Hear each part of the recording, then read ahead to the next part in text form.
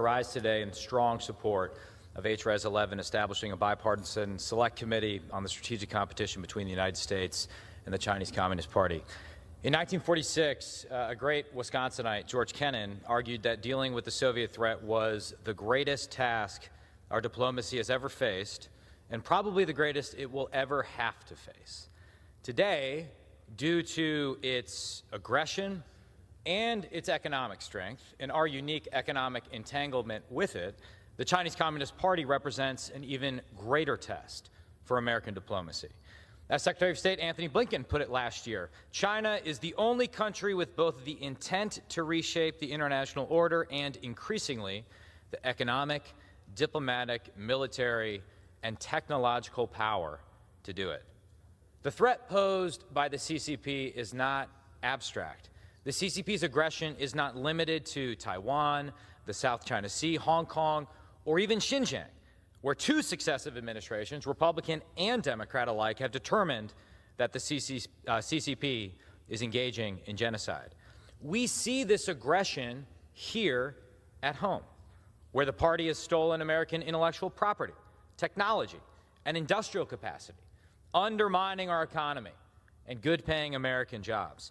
It is here at home where the party's extraterritorial totalitarianism terrorizes Chinese students studying at our universities and targets Americans of Chinese descent. And it is here at home where thousands of Americans are poisoned each year by fentanyl precursors manufactured in China and distributed thanks to a complex Chinese money laundering network.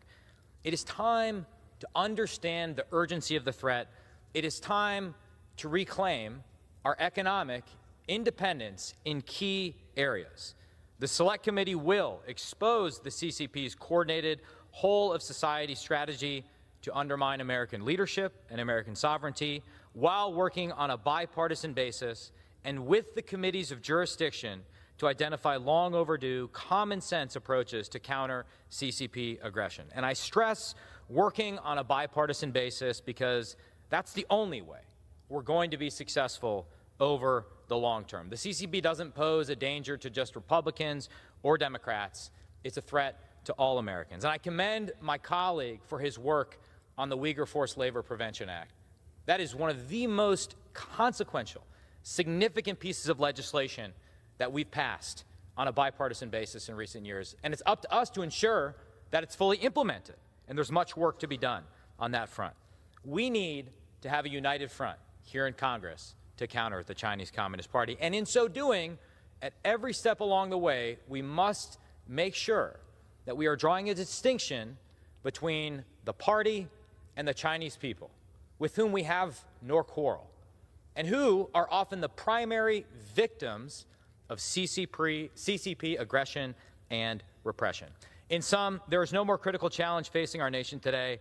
I am grateful to Speaker McCarthy for his leadership in establishing this select committee, for giving me the mission of ensuring this stays bipartisan. You've heard his sincerity in wanting this to be an area where Republicans and Democrats can work together.